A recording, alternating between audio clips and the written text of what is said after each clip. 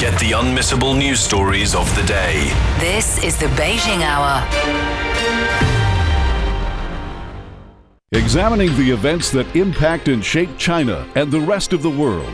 This is the Beijing Hour, 1 hour of news and information brought to you every weekday. Now here's your host. Shane Bigham with you on this Wednesday, June 3rd, 2026. You're listening to the Beijing Hour, coming to you live from the Chinese capital. On today's program, the Lao president's now on a state visit in China, visiting sites in Hangzhou and acknowledging China's tech and development. Hostilities between the U.S. and Iran have flared up, with the two sides exchanging strikes on strategic targets. And Beijing's warned Taiwan authorities against supporting the maritime talks between Japan and the Philippines. In business, the Prosperity Index for China's logistics sector has returned to growth levels. In sports, the Zhejiang Lions staved off elimination in Game 4 in the CBA Finals. In culture and entertainment, documentaries produced by China Media Group have aired in Lao. Now checking the day's top stories. Lao President Thongloun Sisoulith has visited tech companies in Hangzhou, the first stop of his 5-day state visit in China. The eastern city has become a leading hub for China's technology and digital economy, particularly in artificial intelligence and robotics. The Lao president was welcomed with the Chinese martial arts performance by humanoid robots. He also operated a robot and praised Chinese technology. The wife of the Lao president says her husband's visit to China will further deepen cooperation. I believe this visit will surely further deepen and strengthen the friendly relations between our two countries.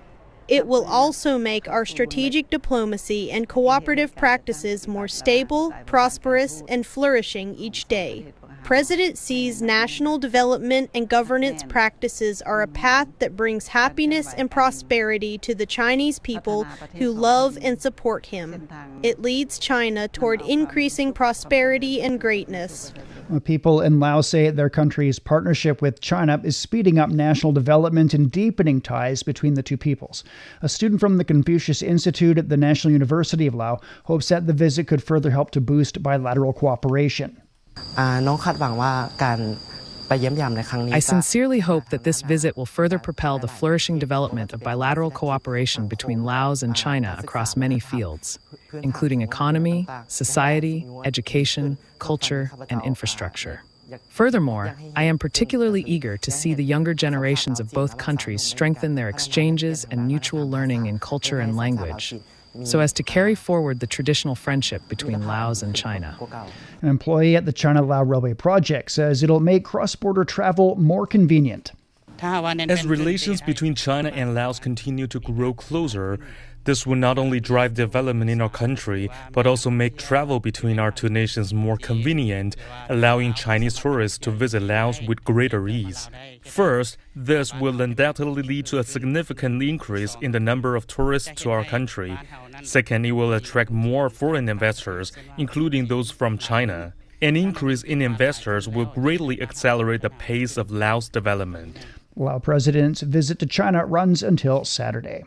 The China-Lao Railway has grown into a major transportation corridor, carrying millions of passengers and boosting trade across the region. Young Tian Li has more. Stretching 1,035 kilometers from Kunming in southwest China to the Lao capital Wanjiang, the railway officially began operations in December 2021. Since then, it has handled more than 33 million passenger trips and transported over 81 million tons of cargo. The railway has become one of the region's busiest cross-border transport routes. I've been reporting on this railway since its very opening. At that time, it was mainly a domestic railway running through Laos. Yet, in less than 5 years, it has evolved into a vital artery connecting Southeast Asia and China.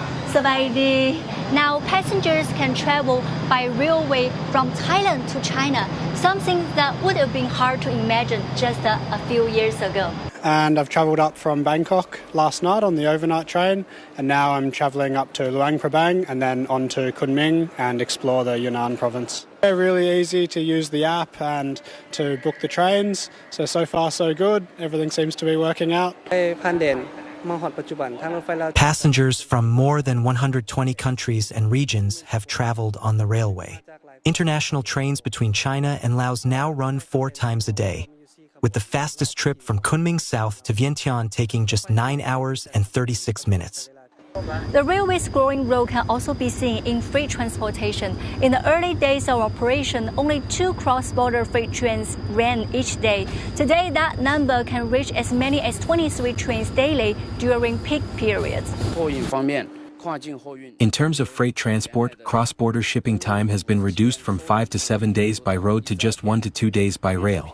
The range of goods transported has expanded to more than 3,800 categories. The range of goods includes Southeast Asian fruits such as durian, as well as electronics, machinery, and chemical products.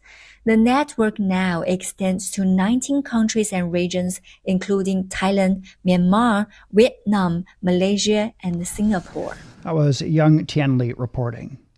Companies in China and the UK are eyeing the outcome of the 11th strategic dialogue between the two countries. One company illustrating the depth of bilateral business ties is Gardner Aerospace, headquartered in Derby. The aerospace manufacturer has operations spanning the UK and China. Jen Copestake has more.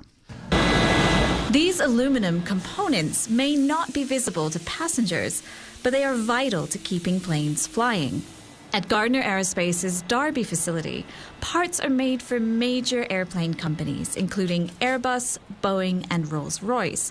A network of sites stretching from Britain to Poland, India, and China produce around 2.5 million components every year. Since 2017, the company has been owned by a Chinese parent group based in Sichuan province, while maintaining its manufacturing roots in the UK. Aerospace is a global industry. As such, supply chains are completely intertwined. There is production all over the world. And at the end, an aircraft doesn't fly if there's a part missing. So you need to have a clearly intertwined supply chain. Components made here range from small fittings to structures for wings measuring up to 16 meters. Facilities across different countries allow the company to serve customers more efficiently. While Europe is now largely a replacement market for aircraft, industry growth is increasingly being driven by Asia. Aerospace or aviation has enjoyed growth rates far beyond GDP over the last 30 years. Then it is expected to grow beyond GDP. And most of this growth comes from Asia. This is where we want to capture market. China's homegrown aircraft manufacturer Comac could be an important new source of business for the company. We will look to improve and increase our relationship with the likes of Comac. We're looking in particular at the next generation that's currently in development of aircraft, and we will have the space to both support in engineering discussions and also manufacturing conversations and stocking in our Chengdu facility. But China's importance goes beyond simply making a market for aircraft parts. Gardner says the strong relationship between Britain and China creates endless opportunities. We can all learn from each other. It's really emerging in China. They have a different view. There's a cultural difference as well, a different way of looking at things. And I think that the cross-exchange between what we are doing in UK and what China is doing and how they look at how the industry can develop, I think that's very important. For Gardner Aerospace, China is not simply part of its supply chain. It's a major market and a key driver for future growth. As ministers from both sides seek to deepen economic engagement, companies like this one will be watching to see if warmer relations translate into new opportunities. That was Jen Copestake reporting. Coming up, tensions in the Middle East are flaring up as the U.S. and Iran exchange fire. China has unveiled a landmark reform that could affect hundreds of millions of migrant workers and their families. Supporters say it's a breakthrough for fairness and opportunity. Critics wonder whether cities can afford it and whether implementation will match ambition. Could this unleash new consumer spending and housing demand? Will China's biggest cities become even more attractive? And what happens to smaller cities if talent and people keep flowing away? This week at the Chat Lounge, we explore whether China is entering the next phase of urbanization and what that means for the country's future. Listen wherever you get your podcasts and on CGTN Radio. At 10 minutes past the hour, hostilities between the U.S. and Iran have flared up, pushing bilateral negotiations into a stalemate.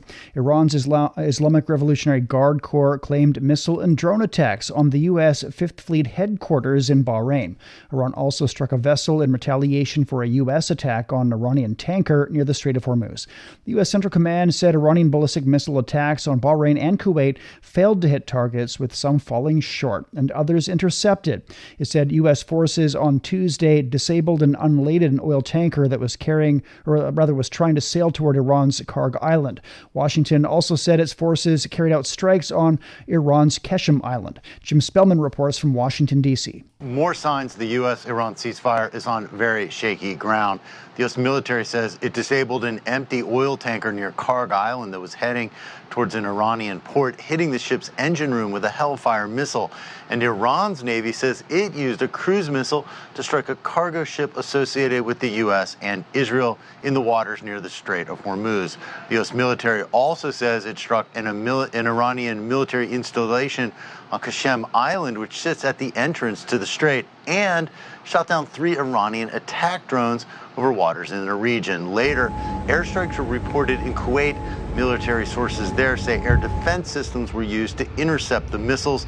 Iran's Press TV reports the strikes targeted the Ali al-Salem air base, which houses U.S. troops.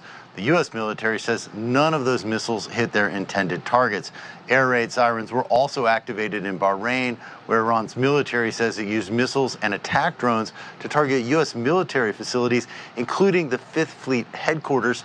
The U.S. side says 3 incoming missiles were intercepted and no U.S. service members were injured. So we're getting some conflicting information. Iran's Fars news agency reports that Iran has suspended talks for at least several days over objections to Israel's attacks on Lebanon. But on social media, U.S. President Donald Trump wrote in part, quote, "Fake news reports that the Islamic Republic of Iran and the USA stopped speaking a few days ago are false and erroneous." And he says that talks have continued on a daily basis. U.S. Secretary of State Marco Rubio testified before a congressional committee Tuesday. So what is currently being discussed is a memorandum of understanding that would leave negotiations regarding Iran's nuclear program and stockpiles of enriched uranium to a later stage of talks. Rubio said those talks could be highly technical and could take months. That was Jim Spellman reporting. Iranian state media says an application system for vessels to pass through the Strait of Hormuz is now open. The report says the Persian Gulf Strait Authority, launched by Tehran in May, will issue permits upon approval. Iran's Navy says 24 ships sailed through the strait over 24 hours on Monday and Tuesday. The U.S. has warned Oman against imposing tolls on the Strait of Hormuz. The Wall Street Journal reports that U.S. intelligence has accused Oman of planning to do so with Iran. And Washington's pressuring Oman to break ties with Tehran, threatening sanctions and military action. The 4th round of Israel-Lebanon talks is underway in Washington. Media reports say the ambassador-level talks will continue on Wednesday. Israel launched overnight strikes on southern Lebanon despite the talks, killing at least 12 people. A senior Hezbollah official says the group will not accept any partial ceasefire with Israel. Owen Fairclough reports from Washington, D.C. U.S. State Department, the ambassadors to those respective countries, to Lebanon and Israel, met for talks to try and resolve this conflict.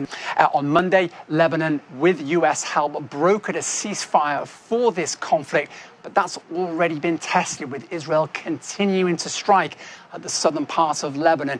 All of this happening as Trump tries to restrain his Israeli counterpart Benjamin Netanyahu from further strikes. So much so that, according to Axios, Trump and Netanyahu had an expletive-laden phone call with the U.S. president trying to restrain his Israeli counterpart to stop these strikes. Iran has long said that a precondition for an end to the conflict with the U.S.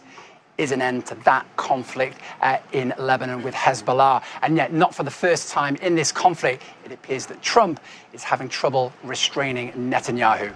That was Owen Fairclough reporting. Ukraine says a major attack by Russia has killed over 20 people and injured 130 others. Hundreds of drones and missiles pounded Kyiv and other cities overnight, the 3rd heavy assault on the Ukrainian capital in nearly a month. The strikes come as Russian battlefield advances have slowed, while Ukraine has stepped up attacks on Russian oil refineries. Megumi Lim has more from Kyiv.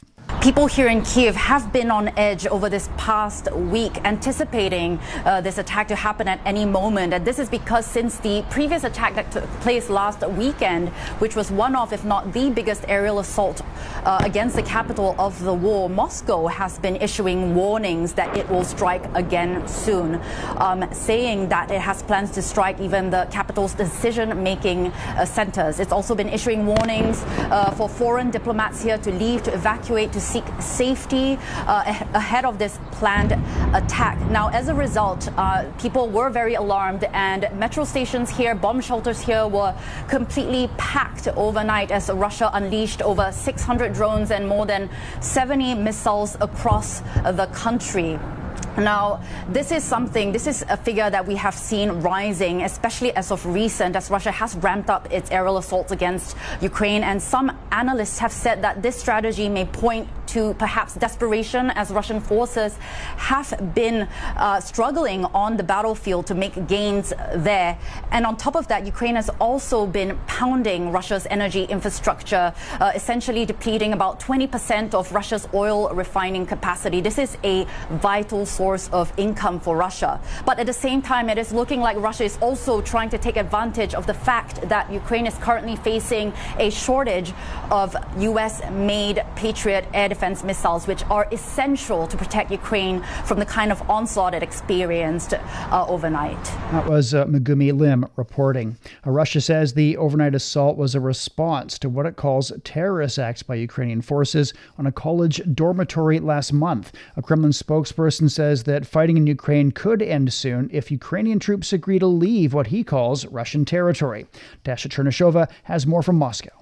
Well, we've heard from the Kremlin the confirmation that Russia's systemic strikes on the Ukrainian military-industrial complex have begun, and the Russian MOD has confirmed that what they have struck in Ukraine over the past 24 hours were the 10 enterprises linked to the Ukrainian military-industrial complex. Those include the design bureaus, the facilities that are producing drones, as well as missiles, and and are responsible for the repair of the military equipment. So what Russia is saying is that those attacks in response to what Moscow describes as the Ukrainian acts of terrorism, referring to the opening of the so-called new chapter in this conflict with Ukraine. The Russian president the day before has been saying that what Ukraine has done by hitting the college dormitory in the city of Starobelsk in the Lugansk People's Republic was absolutely monstrous, and this is where Russia is no longer going to tolerate those strikes. Therefore, they are now hitting those military-industrial complex of Ukraine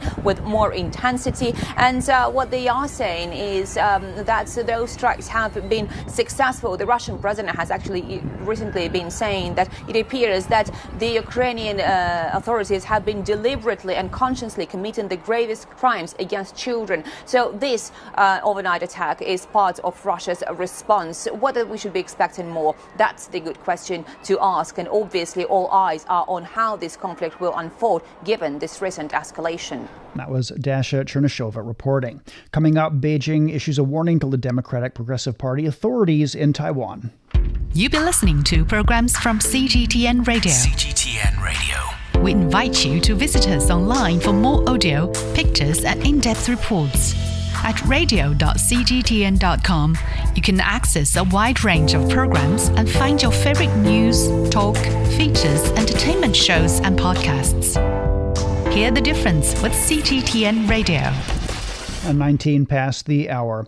Beijing's warned that the Democratic Progressive Party authorities in Taiwan could face consequences for seeking support from external forces at the expense of national interests. State Council Taiwan Affairs Office spokesperson Zhu Fenglian made the remarks following a Japan-Philippines joint statement announcing maritime delimitation talks, a move backed by the DPP authorities. The maritime area the two countries plan to delimit lies to the east of Taiwan. Zhu says the negotiations are illegal and invalid.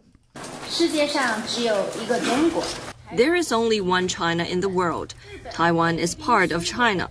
The area Japan and the Philippines announced they would delimit is east of China's Taiwan Island. Their so-called maritime delimitation talks constitute a severe violation of China's maritime rights and interests, UNCLOS and other international law and basic norms governing international relations. The talks are completely illegal, null and void. Zhu adds that compatriots on both sides of the Taiwan Strait should uphold the national stance, safeguard China's sovereignty and territorial integrity, and protect the overall interests of the Chinese nation. Bangladeshi Foreign Minister Khalilur Rahman will become the next president of the UN General Assembly after winning the vote in a close race over his rival from Cyprus. Member states cast 190 ballots, and Mitch McCann reports from the UN. Khalilur Rahman is an experienced politician and diplomat currently serving as Bangladesh's foreign minister. He has also held a number of roles at the United Nations in New York and Geneva over the past 25 years. He won the contest in New York on Tuesday, securing 99 votes from the organization's 193 member states, enough to obtain the required majority. In May, Mr. Rahman was at the United Nations to pitch his case to member states and focused on peace and security, saying he would draw inspiration from the more than 200,000 Bangladeshi peacekeepers who have served worldwide, as well as the implementation of the Sustainable Development Goals and climate change mitigation. After being elected on Tuesday, Mr. Rahman told the General Assembly that his election comes at a critical time for the UN. Scourges of conflict and war, from which our organization aimed to save our succeeding generations, continue to inflict untold sufferings. Development gains remain fragile and uncertain, and in some cases are regressing. Despite advancements in human rights, we witness a general backsliding of certain rights and freedoms across the world and shrinking humanitarian space. The role of the President of the General Assembly is often regarded as a ceremonial one, but it does carry procedural authority. The office oversees the Assembly's schedule and is responsible for setting its agenda, meaning it has significant influence over the issues member states discuss at the United Nations. Following his address on Tuesday morning in the General Assembly Hall, Rahman told members of the UN Press Corps he wanted to be a leader that represents all interests, not just some. I'll be the president of all member states. I will engage all member states in the course of my work. I'll not let my personal views interfere with my work as PGA. I will seek common ground without ignoring differences. I'll organize my office reflecting geographical, gender and linguistic balance. Creating a group within the office of the President to specifically serve the needs of the small delegations will be one of my early priorities. Mr. Rahman will assume office in September. The experienced diplomat will be required to use all of his negotiation skills when he takes over the role at an organisation dealing with a lack of trust over perceived inaction, a funding crisis, and concerns over powers like the United States withdrawing from the multilateral space. Interestingly, Mr. Rahman said in May that he will not resign from Bangladesh's government and that the Prime Minister has allowed him a one-year leave of absence to undertake the position. That was Mitch McCann reporting. The WHO has confirmed more than 320 Ebola cases and 48 deaths in the Democratic Republic of the Congo.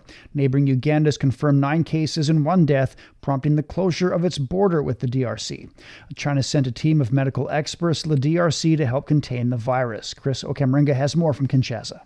Chinese medical experts arrived in the capital of the Democratic Republic of Congo to support efforts to contain the spread of Ebola.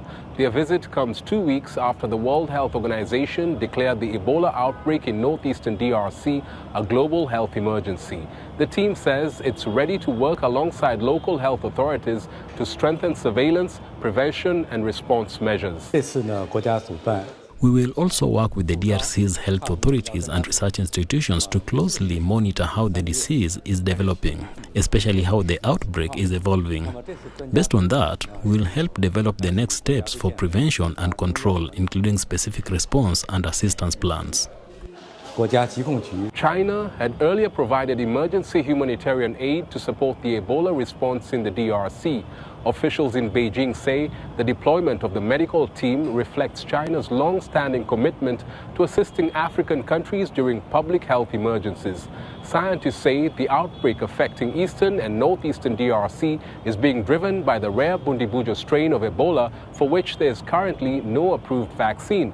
Health workers have been relying on infection prevention and control measures along with supportive care to treat patients. 5 people are reported to have recovered since the outbreak was declared on May 15. That was Chris Okamringa reporting. A climate risk has expanded from an environmental warning to an economic problem in South Africa. S&P Global Ratings warns that the country's rising exposure to climate shocks could weigh on economic stability and long-term development. Sumitra Naidu has more from Johannesburg. South Africa is working to scale up climate financing, but credit rating agency S&P flagged the absence of a standardized framework for assessing physical climate risk across projects, which is affecting mitigation. Climate risk is already affecting the South African agricultural sector, but also the Southern Africa region at large. We are experiencing frequent occurrences of floods in certain parts of our country, certainly in the eastern regions, but of late also in the western regions of South Africa. But we have also gone through dry patches. South Africa is a major agricultural producer and exporter, contributing over 17% to GDP in 2025. But the industry is one of the most vulnerable to climate risks that threaten millions of livelihoods and food security. Sihlobo says the whole country is exposed because South Africa is semi-arid. He says climate resilience must now include better seed technology and climate-friendly farming practices. South Africa is food secure at a national level. We grapple with food insecurity at a household level. But I think that from a regulator perspective, we have to open an open mind to permit farmers to import, to register and utilize the latest seed cultivars that can be able to withstand the harsh climatic conditions. S&P commended South Africa's climate policy progress, but is worried around implementation gaps that are threatening climate resilience efforts. Johannesburg, South Africa's economic hub, has a climate change action plan, but has made no moves to mitigate risks around infrastructure and property development. And this is because there are several, vertical challenges and, horizontal challenges that the city is facing. One of which, if you may be interested, is, the city does not seem to have the capacity to upgrade the infrastructure. We still have very old infrastructure. Climate shocks also feed into household costs and can destroy assets, disrupt transport, damage informal businesses, and force municipalities to divert money from development projects to emergency repairs. South Africa has climate policies and adaptation plans on paper, but is not adequately implementing any of it. This places the country at risk of severe economic deterioration. That was Sumitra Naidu reporting. Police in Bakersfield, California are negotiating with a male kidnapper inside of a Chase Bank branch. 2 hostages have been released. The suspect, reportedly wearing a bomb, remains barricaded with several others. The standoff began after a bomb threat, prompting lockdowns of nearby buildings, including City Hall and police headquarters. Officer Eric Celadon says all individuals involved were safe as of Tuesday afternoon. Yeah, so just after 1 p.m. this afternoon, Bakersfield Police Department received a phone call regarding a bomb threat at the Chase Bank located at Chester Avenue at 17th Street. Some additional information that came in. We came to learn that an unidentified male subject at this point entered the bank and is currently barricaded with an unknown number of members of our community. This is a very active scene. We ask that if any members of the community are watching this right now, please stay out of the area. The bank's about 180 kilometers north of Los Angeles. No injuries have been reported. We're at 29 past the hour. Beijing, thunder showers tonight and tomorrow. The low 17. It's up to 26 on Thursday. Shanghai will see heavy rainfall tonight. It eases to light tomorrow. The low's 24. The high's up to 30. Chongqing will have a light rainfall, then becoming cloudy. A low of 21 and a high of 32. Nanchang will see heavy rainfall tonight, then thunder showers developing. A low of 25 and a high of 30. Lhasa will see showers tonight. Cloudy tomorrow. A low of 13 and a high of 22. Elsewhere in Asia, Islamabad's getting a light rainfall tonight, moderate rain tomorrow, 24 degrees for the low. It's up to 32 on Thursday. Now, Vientiane will have moderate rainfall tonight and tomorrow, a low of 25 and a high of 34. Phnom Penh will see a moderate rainfall tonight and tomorrow, a low of 25 and a high of 31. In Africa, Nairobi is getting a light rainfall tonight and tomorrow. The low's 14 and it's up to 24 degrees on Thursday. It's time for a short break. So far this hour, the Lao president's now on a state visit in China, visiting sites in Hangzhou and acknowledging China's tech and development. Hostilities between the U.S. and Iran have flared up, with the two sides exchanging strikes on strategic targets. And Beijing's warned Taiwan authorities against supporting the maritime talks between Japan and the Philippines. Shane Bigham with you. Stay with us here on the Beijing Hour. From the refreshing cup of tea that starts your morning to the paper that you write on, the roots of many familiar parts of modern life can be traced back to ancient ideas. Join us on Made in Ancient China and discover how ideas born millennia ago became some of the world's greatest treasures. Made in Ancient China brings you stories of human ambition, inspiration, and connection. Now available on all major podcast platforms.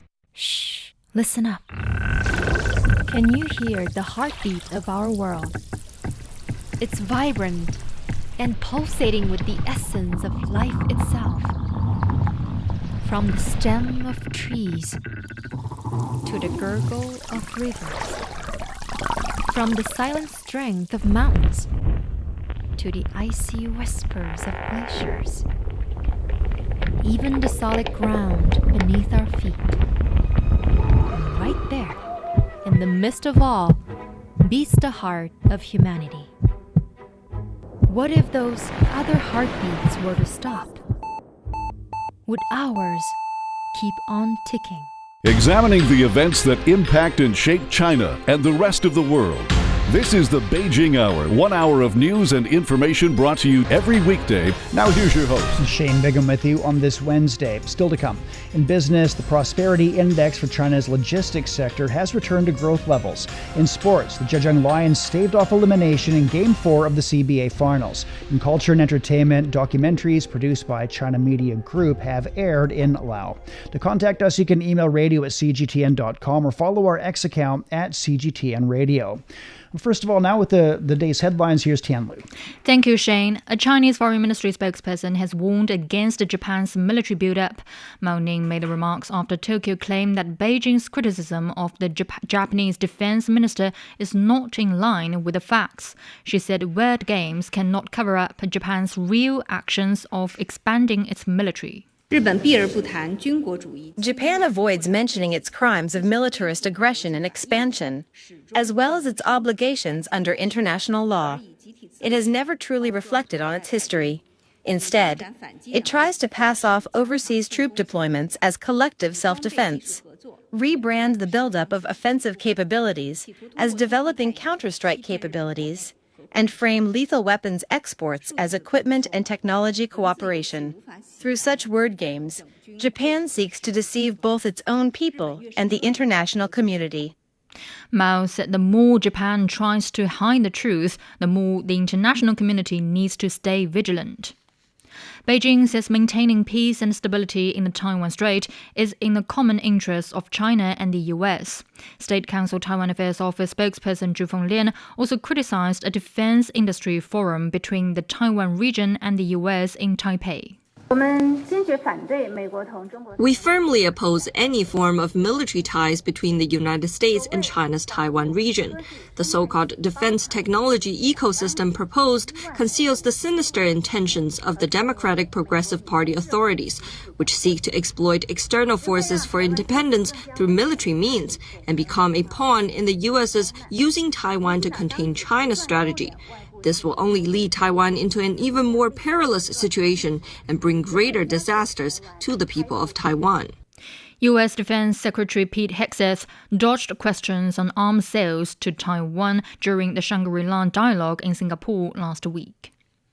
Fujian Province will host the 18th Straits Forum in mid-June. It will include representatives from various sectors in Taiwan, including political parties, trade unions, and youth and women's groups. There will be 58 activities covering cross-strait exchanges. The main conference takes place on June the 13th, with the coastal city of Xiamen as the primary venue. Myanmar's Minister for Foreign Affairs will pay an official visit to China from Thursday to Saturday. Ting Mongsui will make the trip at the invitation of Chinese Foreign Minister Wang Yi. China's seawater desalination capacity has now surpassed 3 million tons per day, enough to meet the daily water needs of 15 million people. According to the Ministry of Natural Resources, projects are advancing steadily across the country. In Hebei province, a new facility combining solar power, energy storage and desalination is 60% complete. The first phase is designed to produce 50,000 tons of fresh water daily. Hu Xiaojie is Deputy General Manager of a seawater treatment company. She says the project aims to solve local water shortages while recycling concentrated brine. The project aims to solve the problem of water scarcity in Hangzhou, which is located by the sea. At the same time, we will realize the resource utilization of concentrated brine, which will effectively optimize the allocation of water resources in the region. Meanwhile, a project in the Nangang Industrial Zone in Tianjin processes 150,000 tons daily. More than 30 remote islands in Shandong, Zhejiang and Hainan now have full water supply coverage, ending their reliance on ship deliveries. A UN official has warned that women and girls in Lebanon are too afraid to seek medical help because healthcare is under attack. And Adita Philippos of the UN Population Fund says despite a ceasefire, hostilities continue. Despite the ceasefire and the adoption of the World Health Assembly resolution on 21st May calling for the protection of healthcare in Lebanon, attacks have continued. Since the 2nd of March, according to WHO, there have been more than 190 attacks on healthcare that have resulted in the deaths of 128 healthcare workers and 332 injuries. These attacks shatter the continuum of care, and they also create fear among people. We are deeply worried that women and girls will not seek out life-saving services because they know that healthcare is under attack. The UN body is launching a $25 million appeal to fund mobile clinics and protection services.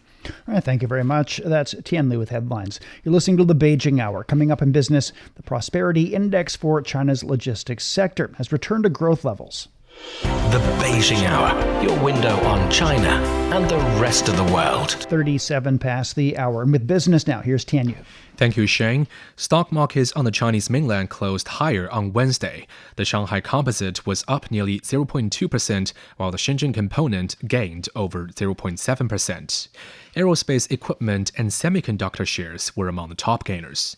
In Hong Kong, the Hang Seng Index declined almost 1.6%, and in Japan, the Nikkei increased 2.5%.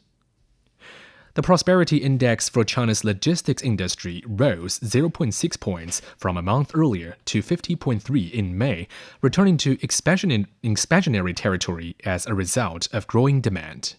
According to the China Federation of Logistics and Purchasing, among the sub-indices, most saw an increase compared to the previous month. The key indices for business volume, new orders, and completed fixed asset investment all remained in the expansionary range. The new order sub-index has risen for 3 consecutive months. Compared with April, logistics demand grew faster in such sectors as new energy vehicle manufacturing, electronic component manufacturing, and transportation equipment manufacturing. Logistics demand for seasonal foods, home furnishings, and outdoor activities maintained steady growth.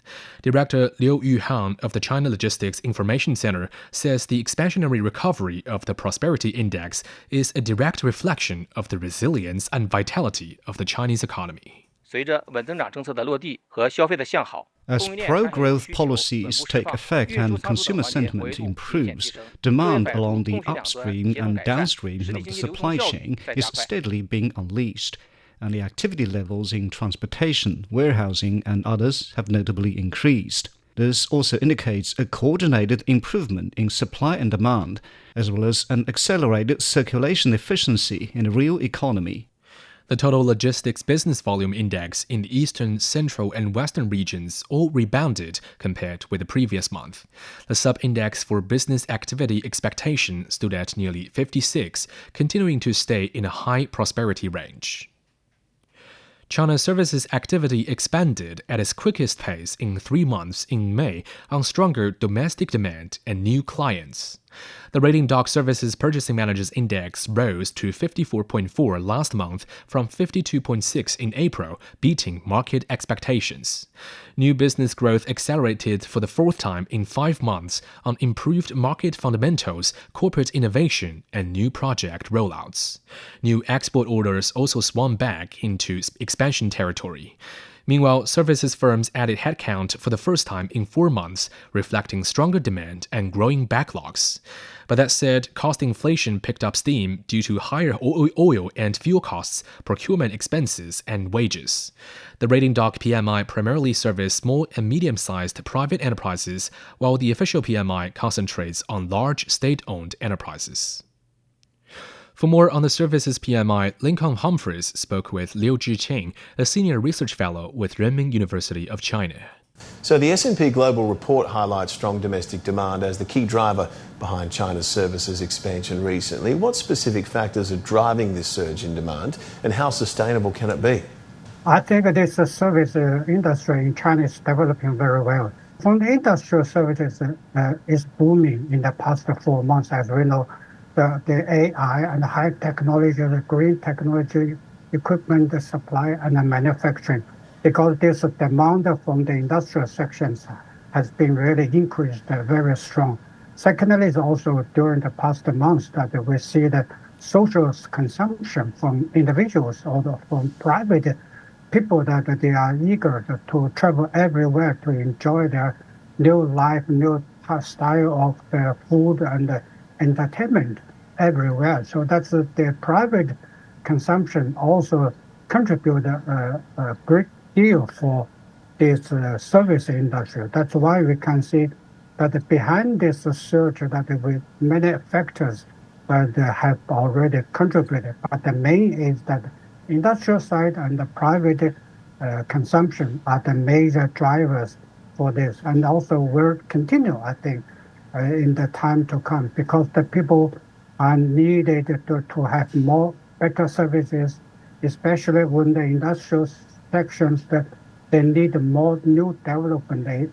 For instance, the industrial robots and other green development for a green life, which is already at high demand in the time. How would you assess the PBOC's Policy Balancing Act right now, particularly its restraint on aggressive stimulus, and what would necessitate a change in direction? I think a small change has been already taken place by PBOC. Now we find that the PBOC's major policy is becoming more cautious and more prudent, especially for the monetary policy. We see that the PBOC is very careful about the uncertainties that are caused by external conditions. As we know, especially in the 3 factors, for instance, is the interest rate, exchange rate, and also debt rate. The 3 factors are the main factors that could have impact on the main economic development. The first step to remain stable. The second, to be aware of the hidden risks and the next problem. And the third, ready to take new actions, new policies to stimulate, to promote the economic development. And that was senior research fellow Liu Zhiqing talking about China's latest services PMI figure. Across China, once humble regional food brands from small towns have grown into billion-yuan industries, creating hundreds of thousands of jobs and attracting millions of tourists. They include a popular franchise bringing snacks and delicacies from Shaxian district in eastern China to the nation. And this is an AI-generated report. Walk through any Chinese city, and you'll likely spot restaurants bearing this logo, Shaxian Delicacies, a sign of tasty food at fair prices. 1 plate of mixed noodles, 1 bowl of wonton, 1 pot of soup, and 9 steamed dumplings, all for 47 yuan. That's less than $7 US. With simple, down-to-earth flavors and an extensive menu, Shaxian Delicacies have captured the nation's taste buds. Today, it operates in nearly 100,000 locations, more than McDonald's and KFC combined. For many customers, Shaxian is seen as a convenient and affordable dining option. Fast, easy, and tasty. The food quality is good, and the prices are reasonable, affordable for most people. Our snacks are made with real, high-quality ingredients. The flavors are relatively light, making them easy for the public to enjoy. Located on a busy street, this restaurant is filled with people who work nearby during lunch hours. Daily revenue is around 4,000 yuan on weekdays and 3,000 yuan on weekends. Wang Xiaozhong, a Shaxian native who has run this restaurant for 3 years, is one of many operators of this local snack eatery.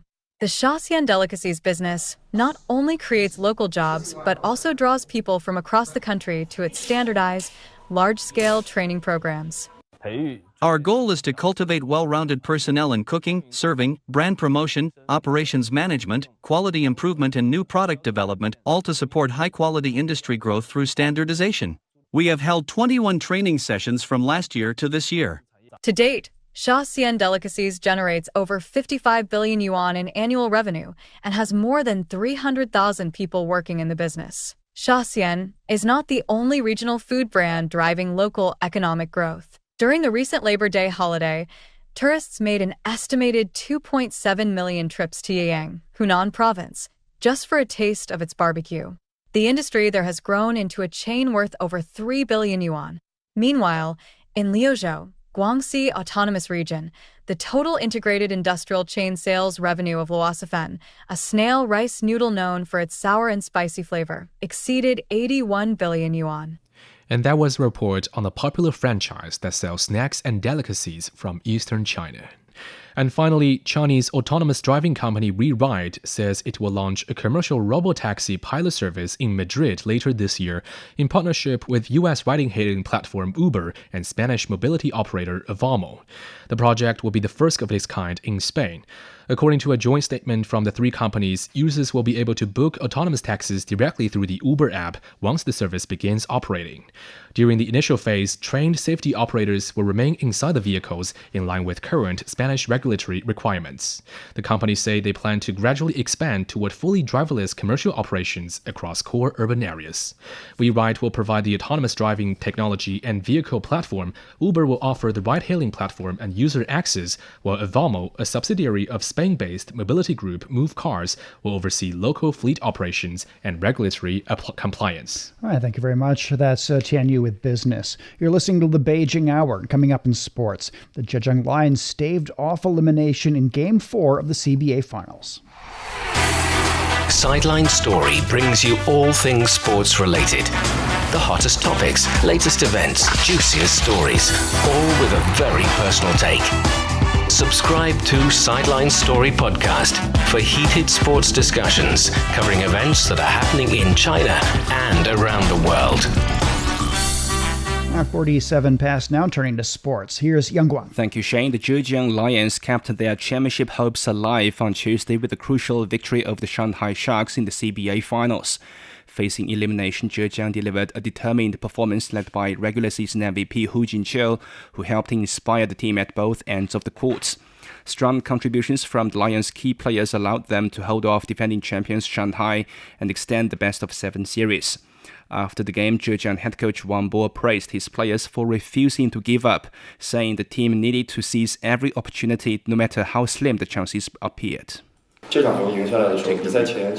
I told my players ahead of this game that even if there is only a 10% chance to win, we have to give 100% effort. We should take control of our own destiny instead of praying for our opponents to make mistakes. I hope we can remember this victory and keep that momentum going in the upcoming contests. Wang Bo urged his squad to build on the confidence gained from the victory as the series continues. Meanwhile, Shanghai coach Lu Wei praised his team despite the defeat. I think both teams played well today. Guangxia did better in defence and they put a lot of pressure on us. Although we lost the game, I still want to praise my players who play hard and fought until the end. We will reflect and recover after going back home. Hope we can bounce back in Game 5. The result cuts Shanghai's lead in the finals to 3-1. The Sharks remain one victory away from capturing their second CBA championship, with Game 5 set to take place in Shanghai on Friday. FIFA has confirmed that the final player lists for all 48 teams taking part in the 2026 World Cup are set, marking another major milestone ahead of football's biggest tournament. More than 1,200 players will compete in the expanded event, which will take place in Canada, Mexico, and the United States. The tournament kicks off on Thursday next week and will conclude with the final on July 19th. Among the headline names are Argentina captain Lionel Messi, Portugal star Cristiano Ronaldo, and Mexico goalkeeper Guillermo Ochoa, all set to make their 6th World Cup appearances. Meanwhile, Cape Verde, Curacao, Jordan, and Uzbekistan will be making their World Cup debuts. FIFA says the squad lists reflect a blend of experience and new talent, with hundreds of players returning from previous tournaments, while many others prepare for their first appearance on football's biggest stage. The player roster also highlights a wide age range, from a veteran Scotland goalkeeper Craig Gordon to teenage Mexican midfielder Gilberto Mora, underscoring the global reach and the diversity of the 2026 World Cup. Brazil has arrived in the United States ahead of the World Cup. The team received a colorful welcome as their plane landed beneath a rainbow at Newark Liberty International Airport in New Jersey. The 5-time world champions entered the tournament under head coach Carlo Ancelotti, who is aiming to guide Brazil to a record-extending 6th World Cup title and end a 24-year wait for football's biggest prize. Much of the attention has focused on veteran star Neymar, who was included on the squad despite dealing with a calf injury. Ancelotti remains optimistic that the 34-year-old could be available for Brazil's opening match. Brazil's squad features a strong core of experienced players, with many returning from the team's 2022 World Cup campaign.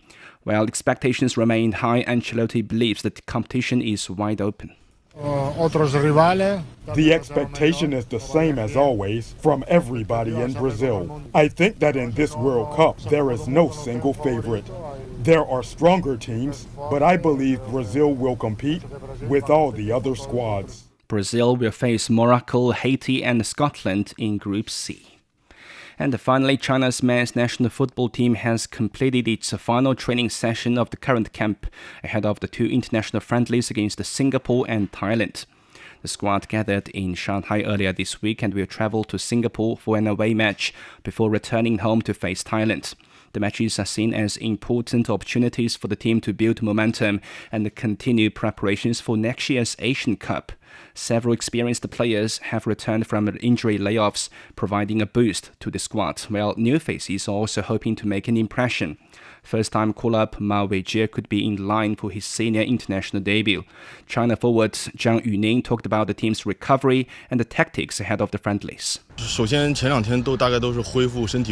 The first couple of days have mainly been about recovery for everybody because we've just come back from a tight league schedule. In the next 2 friendlies, we need to show what we've been working on, including the things that we're preparing for the Asian Cup. The requirements for the squad remain the same as before. Put pressure on our opponents and present a complete offense and defense. The coaching staff said they will use the friendlies to assess the team's progress and refine tactics ahead of the continental tournament, while also seeking positive results to improve China's international ranking. Thank you very much. That's Yang Guang with sports. You're listening to the Beijing Hour, and coming up in culture and entertainment, documentaries produced by China Media Group have aired in Laos. From north to south, east to west, people in China are chasing their dreams and leaving their mark. Want to know how they beat the odds and made a difference? Footprints brings you the true life stories of their journeys. 53 past the hour. In culture and entertainment, the capital of Laos hosted a launch event for 3 documentaries produced by China Media Group. The documentaries include The Heritage Guardian, which highlights Chinese President Xi Jinping's commitment to cultural preservation and development.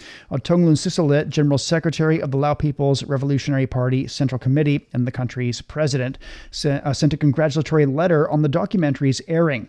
This year marks the 65th anniversary of diplomatic relations between China and Laos, and it's also the China-Lao Friendship Year. For more than a decade, a cultural researcher in northern China has climbed scaffolding inside the Yungang grottos, turning ancient carvings into detailed digital records. Once afraid of heights, Zhou Yuchao is now part of a new generation of digital artisans dedicated to preserving the UNESCO World Heritage Site for future generations. Hu Chao reports. For more than a decade, Zhou Yuchao has worked at the Yungang Academy in Datong, North China's Shanxi province. He and his teams are focused on digitally documenting sections of the Yungang grottos. Zhou still remembers his first days on the challenging job. My strongest memory is climbing the scaffolding inside the grottos for the first time. I was afraid of heights and felt uneasy working in such confined spaces. In winter, the caves can be bitterly cold, making the job a real test of endurance. Years later, Zhou is no longer afraid. He now moves confidently along the scaffolding, driven by a deep passion for his work.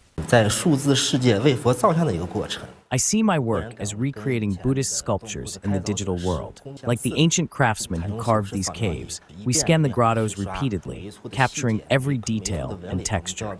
We're digital artisans, helping the grottos live on forever. Around 80% of the Yungang grottos have undergone digital data collection so far, with full coverage expected by 2030. Zhou Yuchao and his teams often work under tight deadlines to complete the data collection process and reopen the caves to visitors as quickly as possible. The demands of the job have also come with personal sacrifices.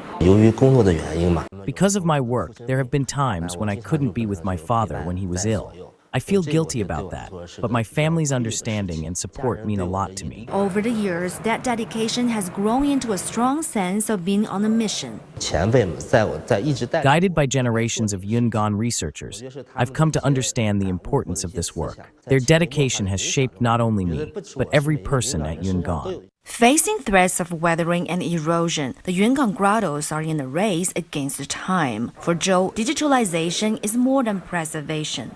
He has also worked to create 3D printed replicas of the grottos, providing a new way to display immovable cultural heritage. Several full-scale replicas of the Yungang grottos have toured across China, drawing widespread attention. Zhou says the technologies and expertise developed at the Yungang have already been adapted at heritage sites across China. Looking ahead, he hopes digital innovation will further enhance cultural heritage protection and make these ancient treasures more accessible to the public. That was Hu Chao reporting. Our researchers in southwest China have revealed evidence of long-distance trade and cultural exchanges dating back more than 3,000 years. Archaeologists studying carnelian beads unearthed at the Sanxingdui ruins in Sichuan province found that the raw materials likely originated from northern China more than 1,000 kilometers away. And researchers say the findings point to an extensive network of commercial exchanges during the Bronze Age. We're at 57 past the hour. Checking the forecast before we go. Beijing can expect thunder showers tonight and tomorrow. The low 17 degrees is up to 26 on Thursday. Shanghai will see heavy rainfall tonight. That eases to light tomorrow. The lows 24, the highs up to 30. Chongqing will have a light rainfall this evening, easing off to cloudy conditions. 21 overnight, 32 for the high tomorrow. Nanchang will see heavy rain this evening. Then thunder showers on Thursday, a low of 25 and a high of 30. Lhasa will be getting showers tonight. Cloudy tomorrow, a low of 13 and a high of 22. And that's it for this edition of the Beijing Hour. Making news today. Allow presidents now on a state visit in China, visiting sites in Hangzhou and acknowledging China's tech and development. And hostilities between the U.S. and Iran have flared up once again, with the two sides exchanging strikes. On behalf of the staff, this is Shane Bigham in the Chinese capital, hoping you'll join us for the next edition of the Beijing Hour and open a window to the world together. Find the Beijing Hour at precisely 6 p.m. Beijing time. We meet you on podcast and on air every weekday. The Beijing Hour, your window on China and the rest of the world. He can't live without the Yellow River in his eyes. The Yellow River is so noble and elegant. Both my grandpa and dad made a living from the river. Would you like to move away from the Yellow River? I don't think I will. I love it so much. The Yellow River, the second longest river in China, is regarded as a shaping force in the history, economy and culture of northern China. Today, about 100 million people live within its water basin, making up nearly 9% of the country's population. How is climate change felt at its headwaters, and what are the locals doing to cope with it? What are the descendants of the boatmen doing? What has kept some people from leaving their home village by the river, and what has drawn others back? Could the fading fishing community revive in the time of digital transformation? From 2021 to 2024, our reporters visited the upper, middle and lower reaches of the Yellow River, talked to the herders, farmers, boatmen, fishermen and eco-activists who share a close bond with the river, and present their stories in pictures, podcasts and videos, all in our 12-part series, The Yellow River Mosaic, available only on CGTN Radio.